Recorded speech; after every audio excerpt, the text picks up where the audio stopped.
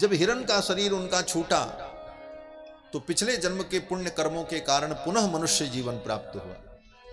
और मनुष्य जीवन जब प्राप्त हुआ तो अंगिरा गोत्र के एक ब्राह्मण के कुल में इनका जन्म हुआ। जन्म से ही परम ज्ञानी, किसी से कोई मतलब नहीं। पूर्व जन्म की स्मृति के कारण सावधान रहे कि थोड़ी सी भूल होने के कारण 3 जन्म तक हमको भटकना पड़ा। अब फिर मनुष्य जीवन मिला है। अगर किसी वस्तु में, किसी व्यक्ति में कहीं भी मेरी ममता होगी तो ये ममता मुझे बंधन में डाल देगी।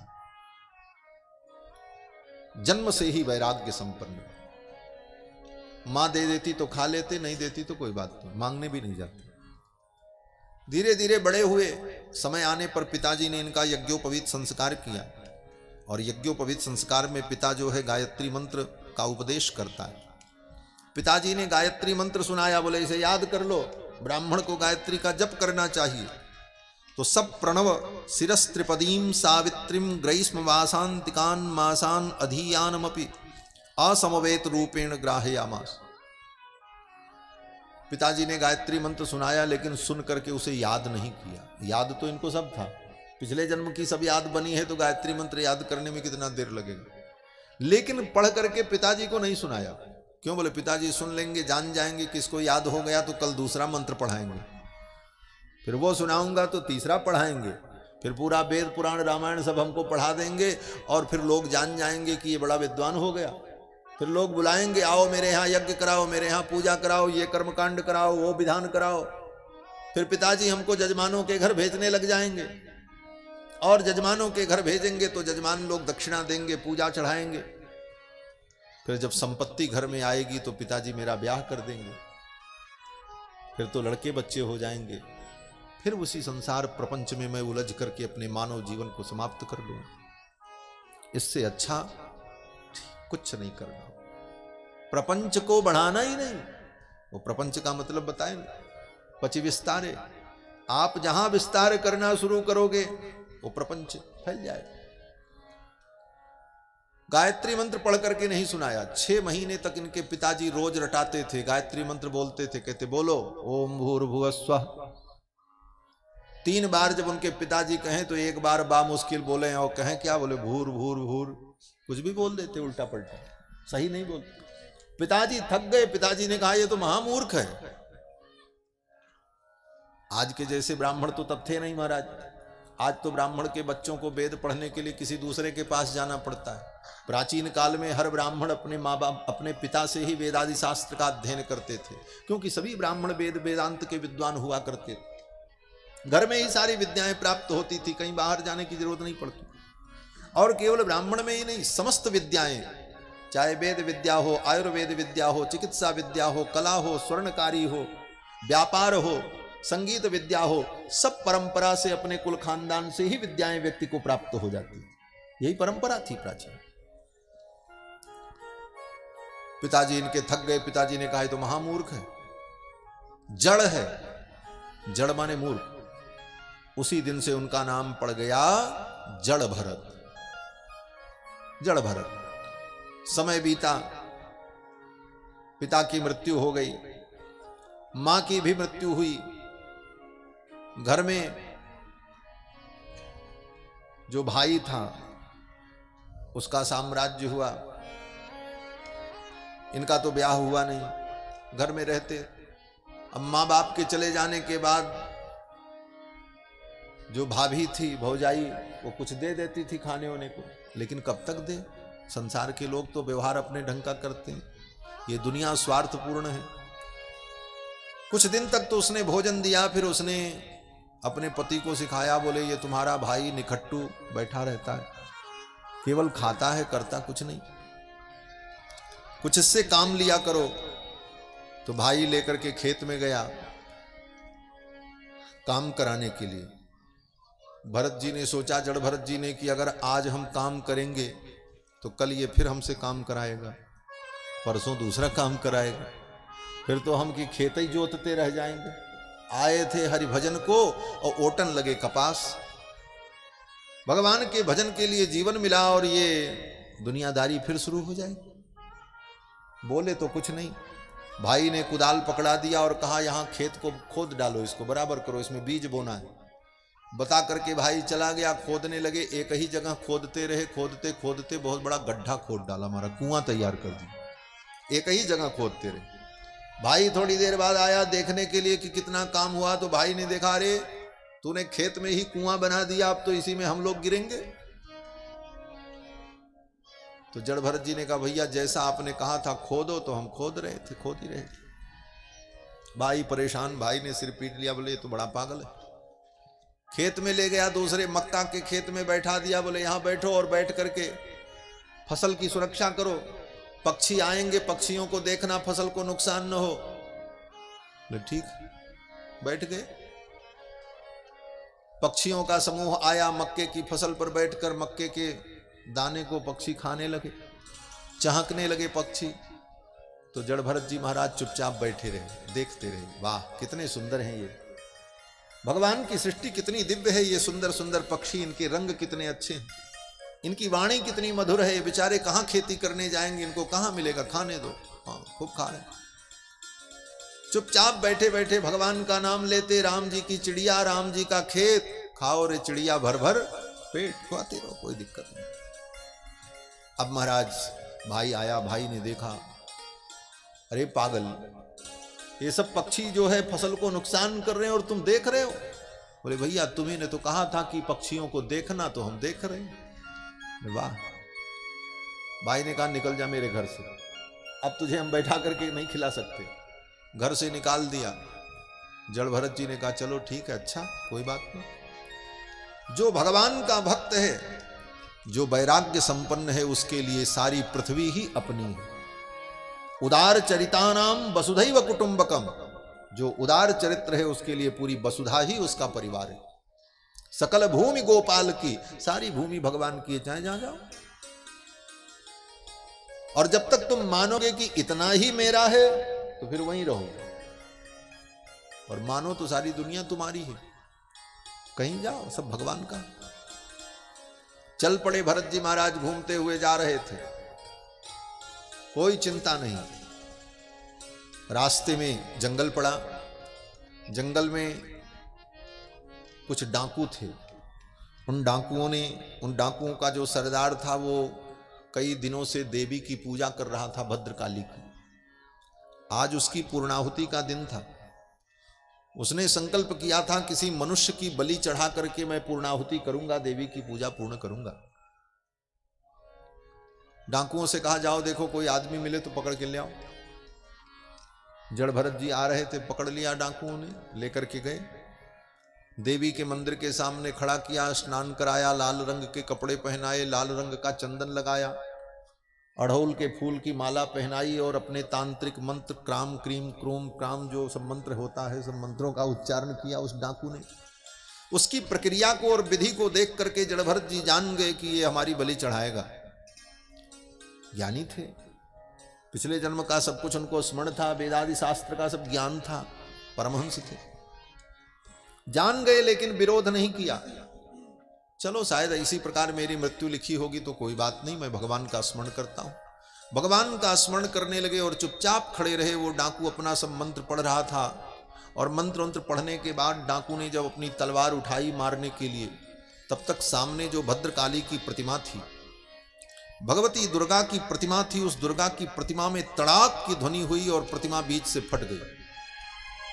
श्री सुखदेव भगवान कहते हैं तदुपलभ्य ब्रह्म तेजसाति दुर्विषहेण दंदह्यमानेन बपुसा सहसोच्चाट सैव देवी भद्रकाली।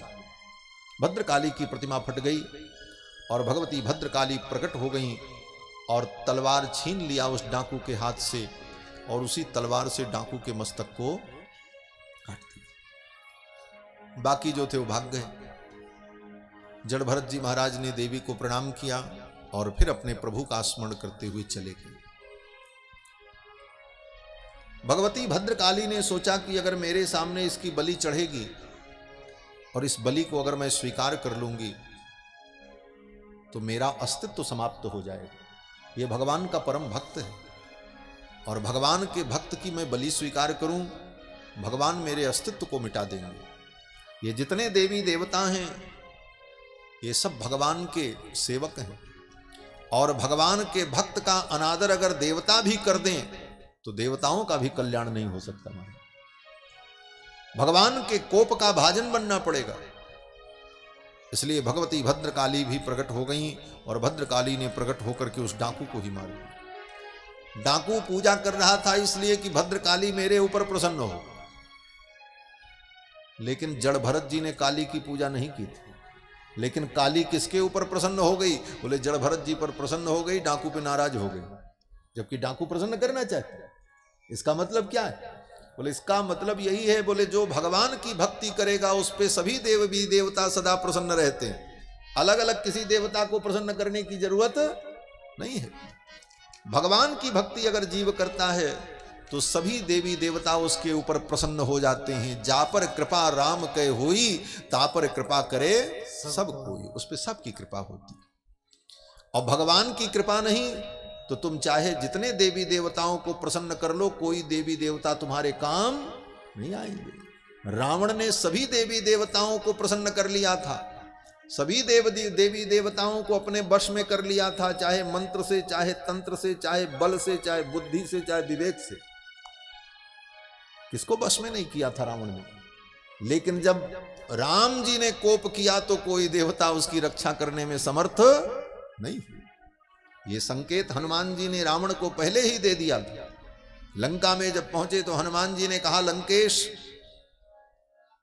अभी भी समय है, तुम राम जी की शरण में आ जाओ, अन्यथा राम जी के कोप के भाजन जब बनोगे तो कोई देवता तुम्हारी रक्षा नहीं कर पाएंगे। इंद्रो महेंद्रो सुरनायको वा शंभु पिनाकी त्रिपुरांतको वा। भगवान शंकर अपना पिनाक धनुष लेकर के आ जाएंगे, फिर भी तुम्हारी रक्षा नहीं कर पाएंगे।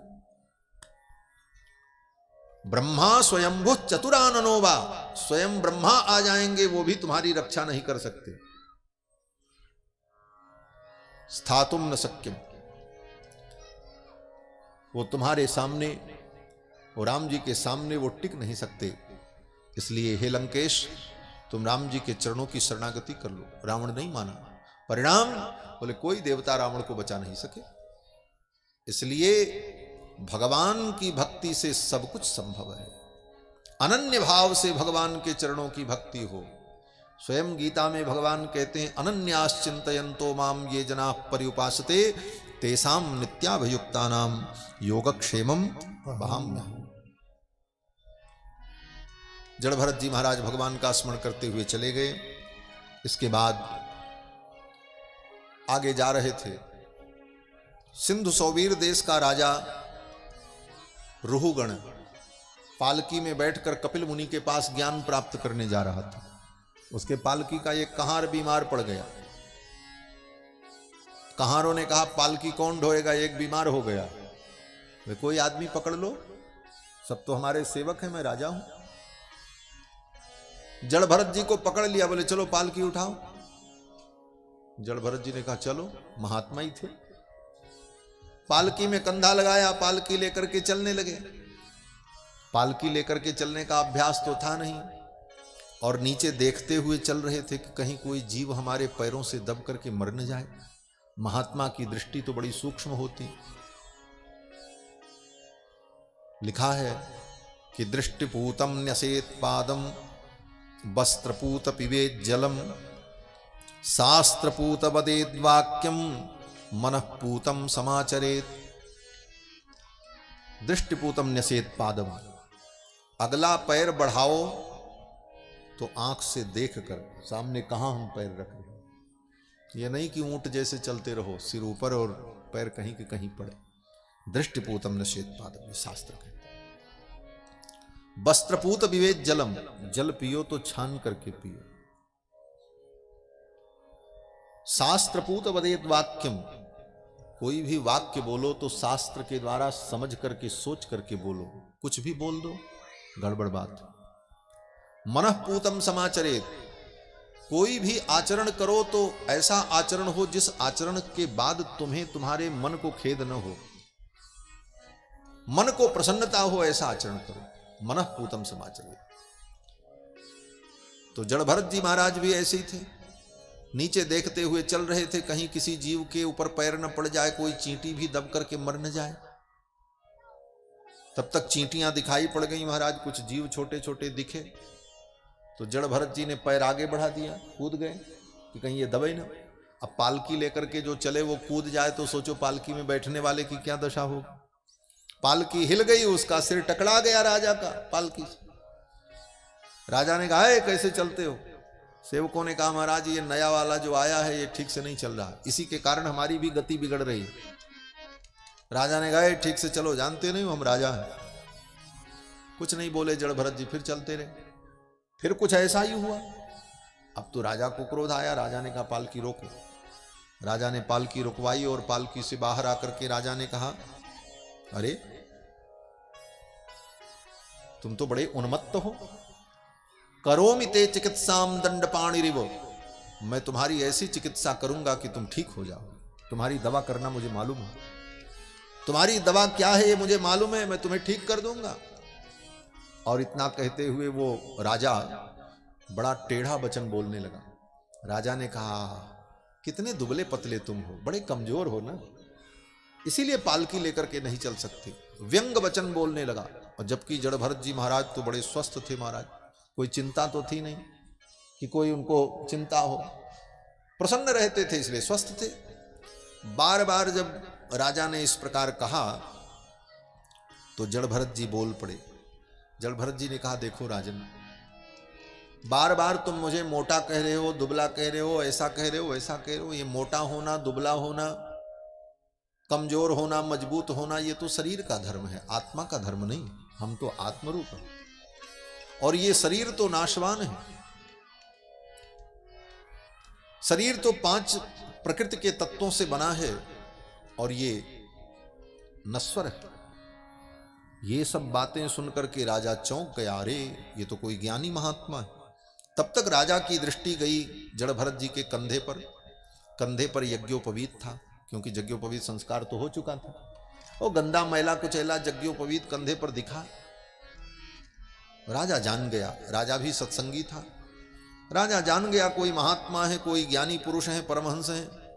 फिर तो राजा ने हाथ जोड़ करके कहा कि कस्त्वम निगूढ़श्चरसि द्विजानाम बिभर्षि सूत्रम कतमो वधूतः।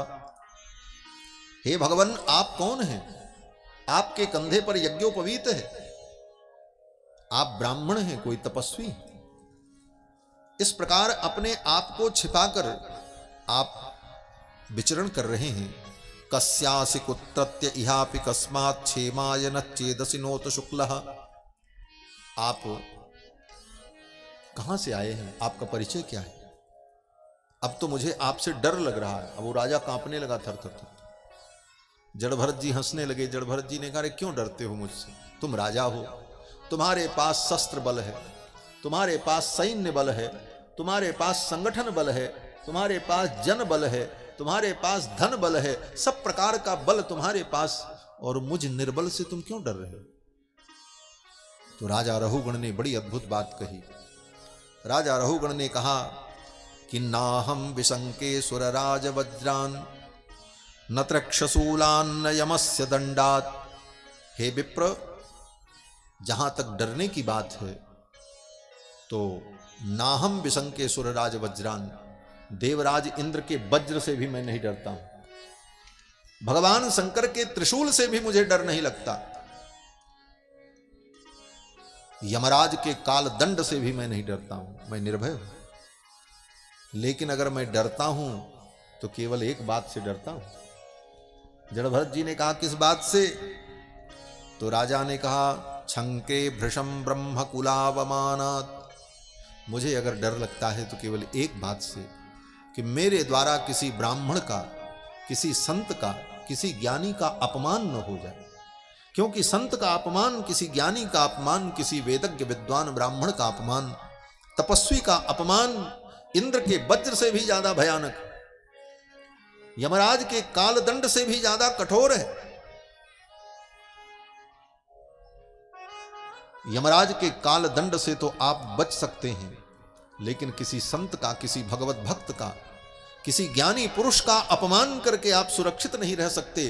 क्यों? बोले वो तो आपको कोई दंड नहीं देगा, लेकिन उसके मालिक को पता चलेगा तो फिर उसका परिणाम बड़ा भयानक होगा। इसीलिए कहा कि जो अपराध भगत कर करई, राम रोष पावक सो जरई। जो भगवान के भक्त का अपराध करता है वो भगवान की क्रोध रूपी अग्नि में जल जाता है। और भगवान के भक्त का अपमान नहीं किया, भगवान के भक्त का सम्मान करते रहे, बोले तुम्हारी 1000 गलतियां भगवान माफ करते रहेंगे, जाओ मैंने माफ किया। रावण ने कितने पाप किए, लेकिन रावण को भगवान ने तब तक दंड नहीं दिया जब तक रावण की लंका में विभीषण जैसे भक्त सुरक्षित थे। जब तक विभीषण का सम्मान था लंका में, विभीषण को सुख सुविधाएं मिलती रहीं, रावण भी विभीषण का ख्याल रखता था, भाई हमारे भाई विभीषण के घर कोई कमी न होने पावे, मेरा भाई है, उसकी देख रेख करते रहो। तब तक राम जी ने रावण के ऊपर आक्रमण नहीं किया। लेकिन जिस दिन विभीषण को लात मार करके रावण ने निकाल दिया, उसी दिन रावण की आयु समाप्त हो गई। गोस्वामी तुलसीदास जी ने लिख दिया, अस कही चला विभीषण जबहि, अस कही चला विभीषण जबहि, आयुहीन भय सब तबहि, आयुहीन भय सब तबहि, आयुहीन भय सब तबहि, आयुहीन भय सब तबहि, अस कही चला विभीषण जबहि, अस कही चला विभीषण जबहि, अस कही चला विभीषण जी ने लंका का त्याग किया, चल पड़े। उत्पपात गदा पाणि चतुर्भिः सह राक्षसैः, 4 राक्षसों को लेकर के विभीषण जी अर्धरात्रि में लंका छोड़ करके राम जी की शरणागति करने के लिए चल पड़े। गोस्वामी तुलसीदास जी ने लिख दिया, अब लंका वालों की आयु खत्म, अब ये मारे जाएंगे। क्यों? बोले भगवान के भक्त का अनादर कर दिया, अब ये नहीं बचने वाले, अब तो राम जी इनको मार ही देंगे। अस कही चला विभीषण जबहि, तो आयुहीन भये सब तबहि, उनकी आयु समाप्त हो। राजा रहुगण ने कहा, महाराज मैं डरता हूं तो केवल इसी से कि मेरे द्वारा किसी भक्त का अपमान न हो। फिर तो जड़ भरत जी ने राजा रहुगण को बड़ा सुंदर उपदेश किया। राजा रहुगण ने पूछा, महाराज आपके जैसा ज्ञान, जैसी आपकी स्थिति है, आपको दिव्य ज्ञान है, ये ज्ञान ये दशा जीव को कैसे प्राप्त हो सकती है? तो जड़ भरत जी ने कहा कि हे रहुगण, रहुगणैस्तत्तपसा न याति न चेज्जया निरवपणाद् गृहाद्वा, न छन्दसा नैव जलाग्नि सूर्यैर्विना महत्पादरजोभिषेकम्। जंगल में जाकर के तपस्या करने से, बड़े बड़े यज्ञ करने से और बड़े बड़े अनुष्ठान करने से इस ज्ञान की प्राप्ति नहीं होगी। बोले तब? जड़ भरत जी कहते हैं, बिना महत्पाद रजोभिषेकम। ये बड़ी महत्वपूर्ण पंक्ति है, बिना महत्पाद रजोभिषेकम। जड़ भरत जी कहते हैं, जब तक महापुरुषों की चरण रज तुम्हारे ऊपर नहीं पड़ेगी तब तक जीवन में ऐसी दिव्यता नहीं आएगी। इसीलिए महापुरुषों के चरण का आश्रय लेना चाहिए। बहुत पढ़ लो, बहुत यज्ञ कर लो, बहुत पूजा विधान कर लो, लेकिन संत महापुरुषों की कृपा जीवन में प्राप्त नहीं किया तो ऐसी दिव्यता जीवन में नहीं आएगी। और महापुरुषों की कृपा हो जाए, बोले क्षण भर में जीवन में दिव्यता आ जाती है, जीवन बदल जाता है। जड़ भरत जी ने सुंदर उपदेश किया और इसी प्रसंग में भवाटवी का उपदेश किया। ये भवाटवी क्या है? ये भवाटवी माने भव माने संसार, अटवी माने जंगल। ये संसार का जंगल, इसका बड़ा सुंदर रूपक के द्वारा वर्णन किया है कि कोई व्यापारी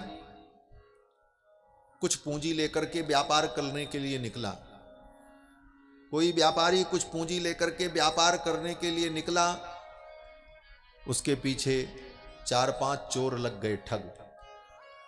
बोले रास्ते में इसको ठग लें, और वो सब उसके दोस्त बन गए, साथी बन गए, चलो चलो हम भी तुम्हारे साथ चलेंगे, हम भी व्यापार करेंगे। उसने कहा चलो 1 से 2 भले, सबको लेकर के चल पड़ा। रास्ते में मौका पाकर के सब व्यापारियों ने वो जो अन्य लोग थे वो सब उसका धन लूट लिए। अब बेचारा धनहीन होकर के चला था धन कमाने, पूंजी भी चली गई। भटकता हुआ जा रहा था भूख प्यास से व्याकुल, और तब तक भूख प्यास से व्याकुल जा रहा था पानी की खोज में। देखा एक कुआं, सूखा कुआं था, सोचा इसमें पानी मिल जाए। पानी की लालसा में वहां देखने गया, तब तक उसका पैर सरक गया। घास थी, उस घास में उसे समझ में आया नहीं, पैर सरका और उसी कुएं में गिरने लगा। तब तक उसी कुएं के ऊपर एक पेड़ की डाली लटक रही थी, वो डाली उसने पकड़ लिया। अब डाली पकड़ के लटक तो गया, अब न ऊपर जा पावे न नीचे जा पावे, डाली पकड़ करके लटका हुआ है। भूख भी लगी है, प्यास भी लगी है। नीचे देखा तो उस कुएं के अंदर एक भयानक काले रंग का सर्प फुफकार रहा था, और ऊपर जिस डाली को वो पकड़ रखा था उसी डाली के ठीक ऊपर एक मधुमक्खी का छत्ता था, उसी से मधु टपक रही थी, टप टप। अब भूख से व्याकुल था, उसने सोचा चलो थोड़ी देर मधु ही खा ले।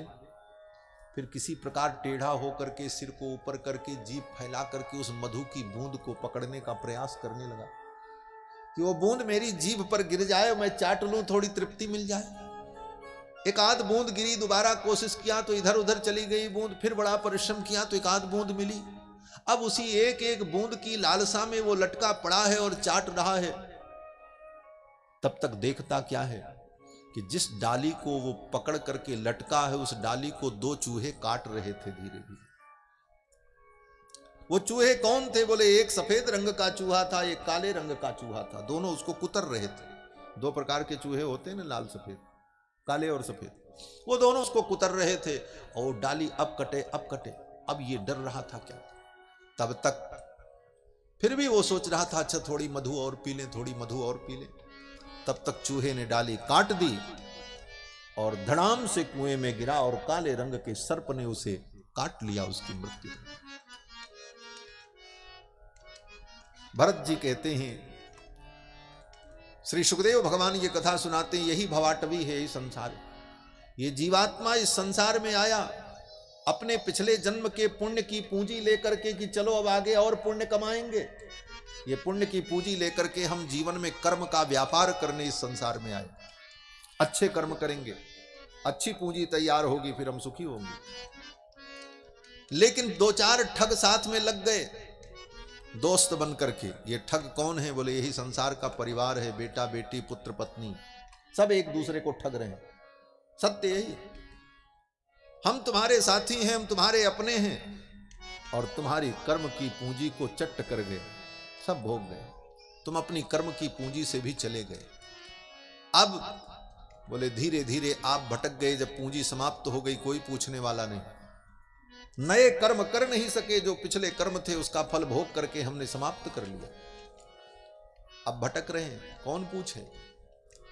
कोई पूछ नहीं रहा। हमारा जीवन में यही होता है, जब तक अपने अंदर पुरुषार्थ है तब तक दुनिया पूछती, जब पुरुषार्थ खत्म हो जाए तो बेटा भी नहीं पूछता। बार बार बुलाओ, रे इधर आओ, बोले अच्छा बैठो आते हैं, बेटा भी नहीं सुनता। यही संसार की माया। उसके बाद भी उसके अंदर जीने की इच्छा शक्ति, सुख पाने के लिए दौड़ा, थोड़ा सुख मिले संसार में, सुख के चक्कर में और भी पैर फिसल गया, गिर पड़ा, मृत्यु की ओर आगे बढ़ रहा, यही गिरना है। लेकिन आयु की डाली को पकड़ करके लटक गया। आयु बची थी इसलिए मरा नहीं, बुढ़ापा झेलने के लिए मजबूर है। अब उसी डाली को पकड़ करके वो लटका है, नीचे काल सर्प बैठा है, काल सर्प ही मृत्यु है। और जो ऊपर से मधु टपक रहा है, ले यही सुख की लालसा है। घर में बूढ़ा हो जाता है व्यक्ति तो कभी कभी परिवार के लोग उसका ख्याल कर लेते हैं, बाबूजी दवा खाए कि नहीं खाए, दो से मीठी दो बातें बोल देते हैं तो उसको संतोष हो जाता है, अच्छा चलो हमारे, उसके सारे अपराध को भूल जाता है और फिर उन्हीं की आशा में वो जीने लगता है। देर सवेर लाकर के दो रोटी दे दी, उसके अनुकूल दो बातें कह दी, उतने में वो तृप्त हो जाता, चलो हमको पूछ रहे हैं। यही मधु की वो बूंदें हैं जिसकी लालसा में वो लटका रहता है। लेकिन वो काटने वाले चूहे कौन हैं? बोले उस डाली को काटने वाले चूहा है, एक चूहा काला है, एक सफेद है। ये काला चूहा जो है वो रात्रि है और सफेद चूहा जो है ये दिन है। दिन रात बीत रहा है, आयु की डाली कट रही।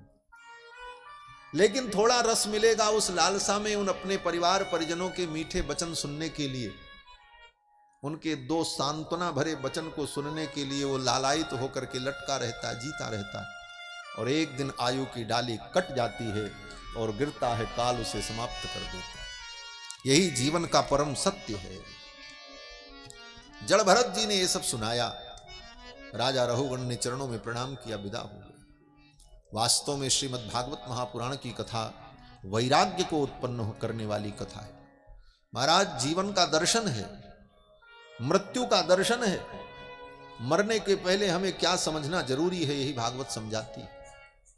ये सब सुनाकर श्री भरत जी महाराज भगवान का चिंतन करते हुए चले गए।